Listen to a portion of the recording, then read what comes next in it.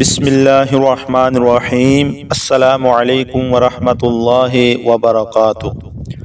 ام المؤمنین حضرت عائشہ صدیقہ رضی اللہ تعالی عنہ سے مروی ہے کہ ایک دن نور کے پیکر تمام نبیوں کے سرور سلطان بحر و بر صلی اللہ تعالی علیہ وآلہ وسلم نے صحابہ کرام علیہم الرضوان سے دریافت فرمایا، تم جانتے ہو ہمارے اہل و عیال، مال اور اعمال کی مثال کیسی ہے؟ عرض کی اللہ و رسولہ اعلم، یعنی اللہ عز و جل اور اس کا رسول صلی اللہ تعالی علیہ وآلہ وسلم بہتر جانتے ہیں۔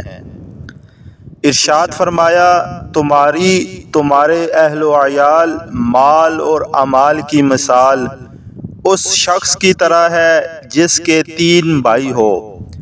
جب اس کی موت کا وقت قریب آئے تو وہ اپنے تینوں بھائیوں کو بلائے اور ایک سے کہے، تم میری حالت دیکھ رہے ہو، یہ بتاؤ کہ تم میرے لیے کیا کر سکتے ہو؟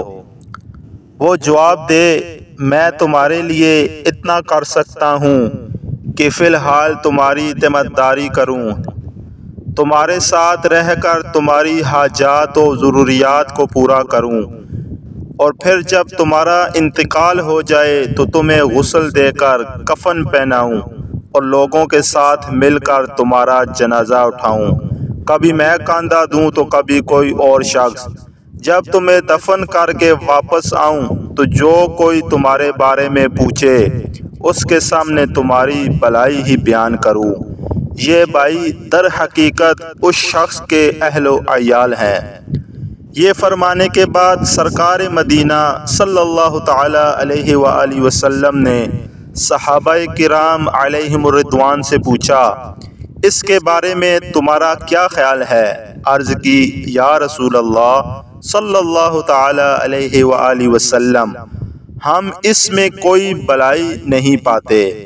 آپ صلی اللہ تعالی علیہ وآلہ وسلم نے کلام جاری رکھتے ہوئے ارشاد فرمایا، پھر وہ اپنے دوسرے بھائی سے کہے، تم بھی میری حالت دیکھ رہے ہو، میرے لیے کیا کر سکتے ہو؟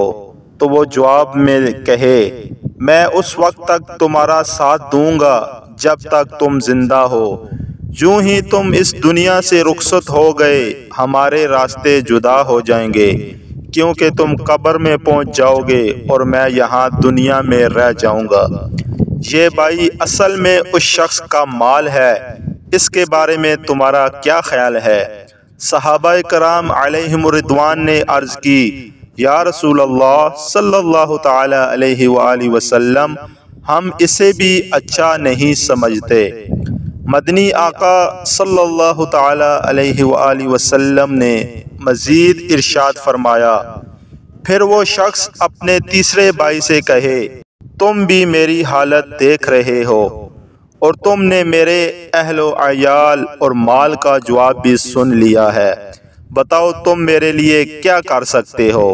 تو وہ اسے تسلی دیتے ہوئے کہے، میرے بھائی، میں تو قبر میں بھی تمہارے ساتھ رہوں گا اور تمہیں وحشت سے بچاؤں گا، اور جب یوم حساب آئے گا اور میں تمہارے میزان میں جا بیٹھوں گا اور اسے وزندار کر دوں گا، یہ اس کا عمل ہے، اس کے بارے میں تمہارا کیا خیال ہے؟ صحابہ کرام علیہم الرضوان نے عرض کی، یا رسول اللہ صلی اللہ تعالی علیہ وآلہ وسلم، یہ تو بہت اچھا دوست ہے۔ حضور پر نور شافع یوم النشور صلی اللہ تعالی علیہ وآلہ وسلم نے ارشاد فرمایا، الامر ھکذا، یعنی یہی حقیقت ہے۔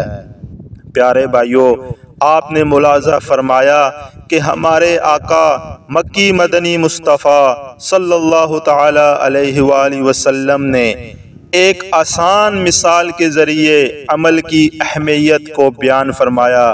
یقیناً مال، اہل و عیال اور اعمال میں سے ہمارا سب سے وفادار دوست عمل ہے جو قبر و حشر میں بھی ہمارا مددگار ہوگا۔